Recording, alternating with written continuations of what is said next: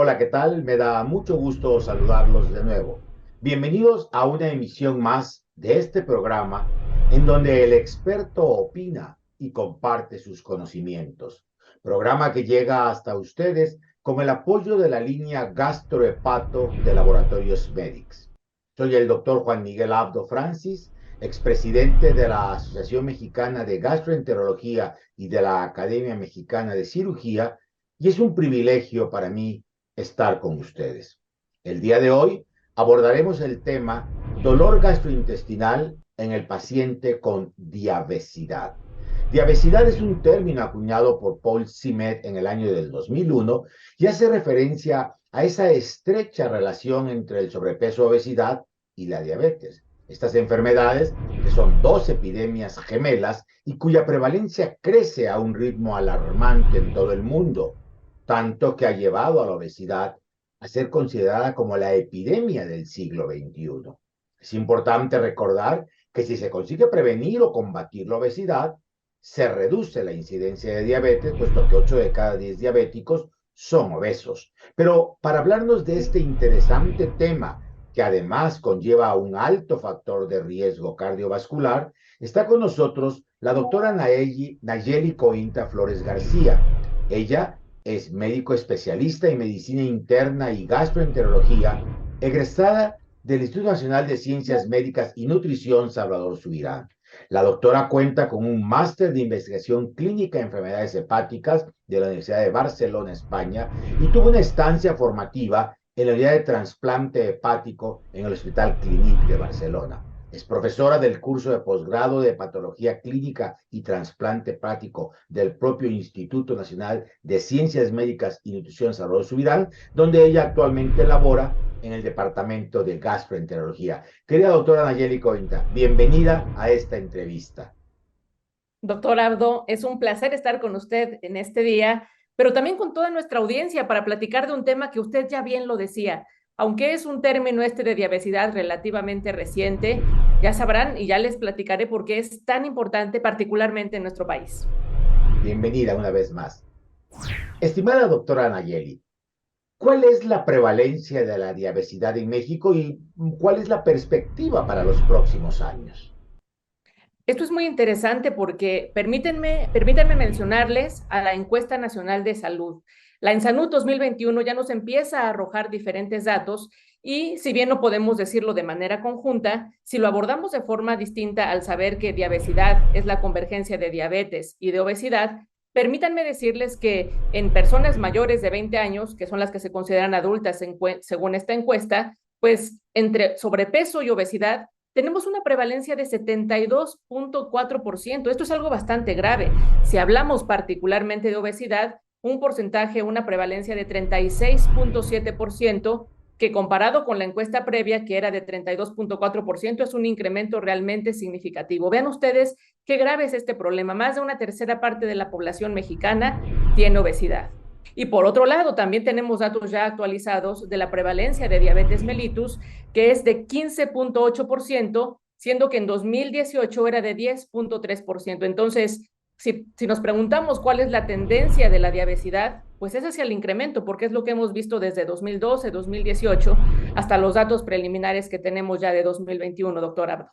Excelente, pero como usted ya ha dicho, teniendo en cuenta que México tiene altos índices de obesidad y diabetes, ¿con qué frecuencia, doctora, usted como especialista se lo pregunto, se diagnostican enfermedades gastrointestinales en este tipo de pacientes y cuál podría ser la razón? Esto es importante porque los problemas gastrointestinales, el dolor gastrointestinal, son muy frecuentes en la población en general, aunque no tengan sobrepeso, aunque no tengan obesidad o diabetes, son problemas frecuentes. De hecho, una de las principales causas para acudir a los servicios de urgencias de las personas tienen que ver precisamente con dolor abdominal. Hay algunos estudios en los que se ha estudiado o encontrado que hasta un 8% de las personas pueden acudir a estos servicios de urgencias por dolor, por molestias gastrointestinales, y de hecho muchos son los factores que pueden tener que ver con esto. Por ejemplo, las personas que tienen obesidad pues bueno, tienen un mayor riesgo de tener problemas de dispepsia por el mismo incremento de la presión intraabdominal. También se ha visto que hay una mayor prevalencia de síndrome de intestino irritable en este grupo de personas. Y de manera muy importante, hablemos, por ejemplo, de la diabetes mellitus. Sabemos que causa diferentes alteraciones en las personas. Por ejemplo, altera los nervios a nivel de músculo liso, en el estómago. Esto nos lleva a alteraciones en el movimiento, nos puede llevar también a una alteración neurológica y ocasionar daño y dolor en este grupo de personas. Sin duda ha sido muy clara la explicación que nos ha dado, pero si yo le pidiera que me enlistara, digamos, las 5 padecimientos gastrointestinales más frecuentes en estos pacientes, ¿qué nos diría usted? Pues bueno, recuerden que estamos hablando de diabesidad.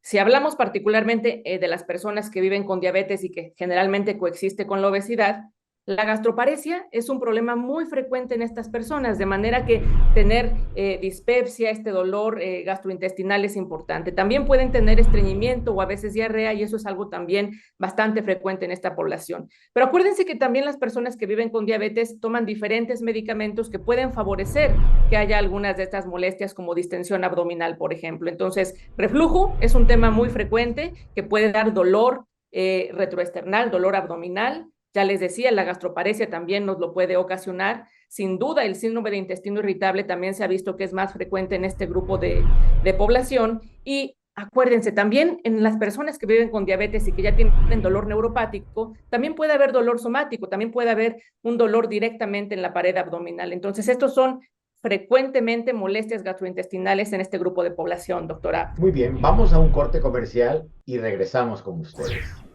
El índice de masa corporal elevado, el aumento de la circunferencia de la cintura y la diabetes mellitus tipo 2 se asocian con un mayor riesgo de cáncer de hígado. Estos 3 puntos consisten en disfunción metabólica. Esta es una razón más para mantener un peso corporal en el rango normal. ¡Cuida tu hígado!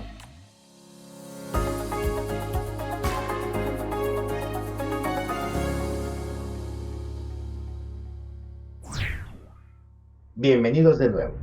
La diabetes no se trata de un problema de adultos.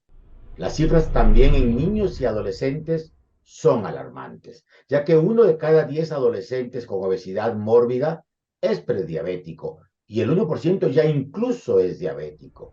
Doctora Nayeli Conita, ¿es frecuente entonces encontrar dolor derivado de las enfermedades gastrointestinales en estos pacientes y qué tanto afecta en poblaciones pediátricas y adultas? Claro que es frecuente, es un tema preocupante porque también tenemos cifras en las cuales sabemos que en nuestro país, que México, ocupamos uno de los primeros lugares en obesidad, en sobrepeso, y esto hace que las personas jóvenes desde edades muy tempranas desarrollen complicaciones como diabetes mellitus. Sí, es frecuente encontrar estas alteraciones, un poco tal vez es más difícil encontrar o decir que es por complicaciones de diabetes en población infantil, pero sin duda las alteraciones que pueden ocurrir en la microbiota, por ejemplo, en la población sin importar si es adulta o si es pediátrica, favorecen estos síntomas.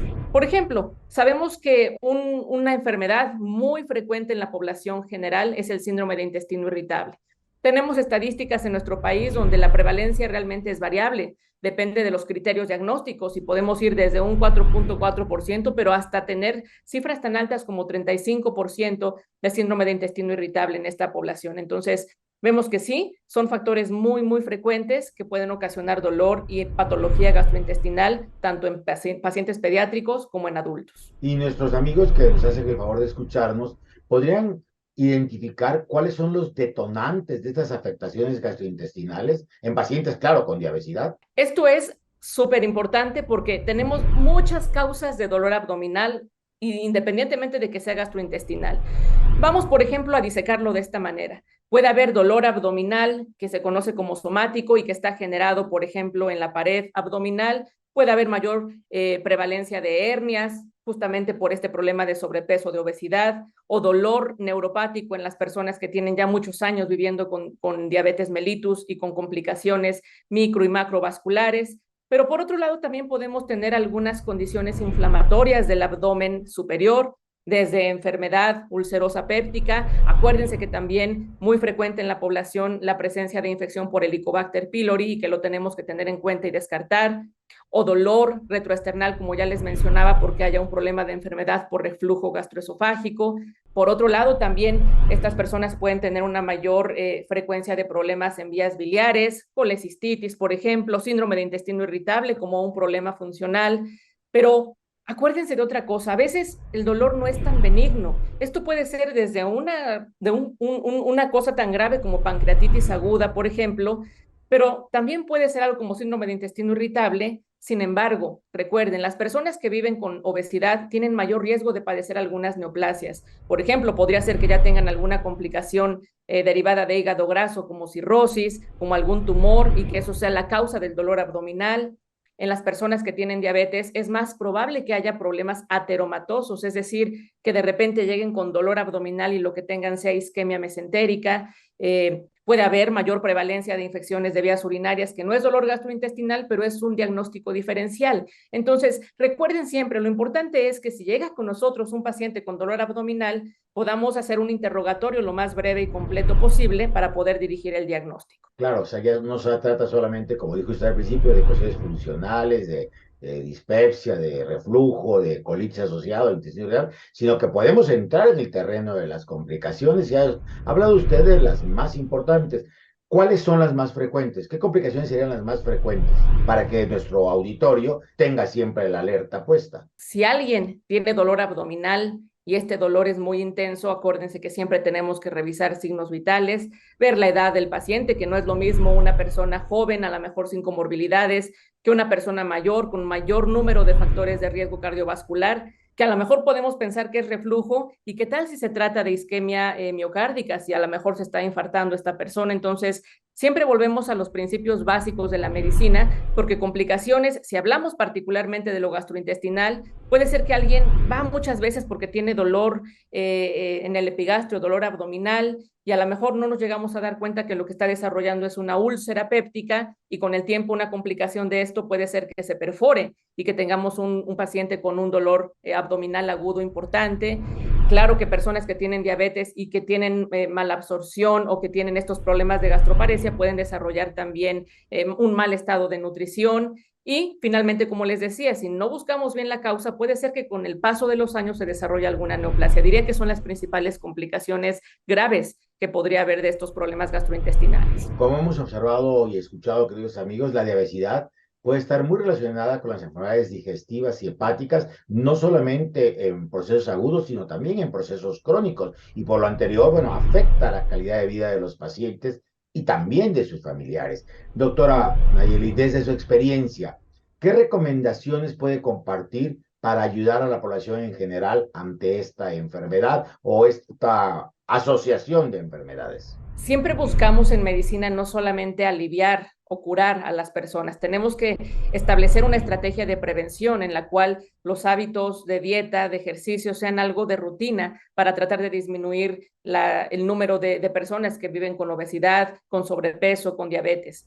Pero si ya lo tenemos y tenemos personas que tienen dolor abdominal de origen gastrointestinal, como personal de salud, pues tenemos que buscar justamente este interrogatorio adecuado de las personas, poder dirigir el diagnóstico. Acuérdense que a veces hay quienes dicen, bueno, es que tiene dolor abdominal, pero no le voy a dar analgésico porque puede disfrazar el cuadro. Si hacemos un interrogatorio adecuado, una revisión precisa, debemos de tratar estos malestares. Hay combinaciones de diferentes analgésicos, antiinflamatorios, antiácidos. Entonces, creo que lo principal es la prevención, detectar esto con mucha acuciosidad y poder dar un tratamiento temprano a todos nuestros pacientes, doctora. Muchas gracias por sus opiniones tan atinadas y no nos queda duda que con acciones decididas que incluyan modificaciones en el estilo de vida, el ejercicio físico, así como usted ha dicho, terapia farmacológica dirigida, pues se puede tener la oportunidad de disminuir la morbimortalidad por esta pandemia que cada día se vuelve más frecuente en nuestra población.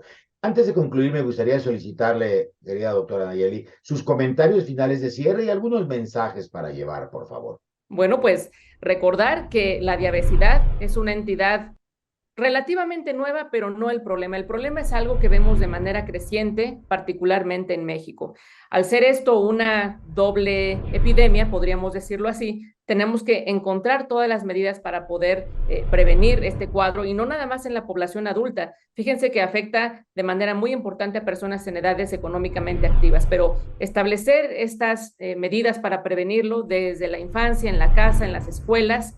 Y por otro lado, si hablamos de enfermedades gastrointestinales, que de verdad en el mundo de la medicina son muy, muy frecuentes, pues también tenemos que tratar de encontrar las herramientas que nos ayuden a prevenir todo esto, justamente con hábitos de dieta, de ejercicio, de evitar, por ejemplo, comer en lugares poco seguros o con alimentos muy irritantes y sobre todo mantener este estilo de vida saludable. Con estos comentarios concluimos esta entrevista agradeciendo a mi querida doctora Nayeli Coita Flores y a ustedes el que nos hayan acompañado y los esperamos en la próxima emisión del Experto Opina para abordar otro importante tema relacionado con la salud digestiva y hepática.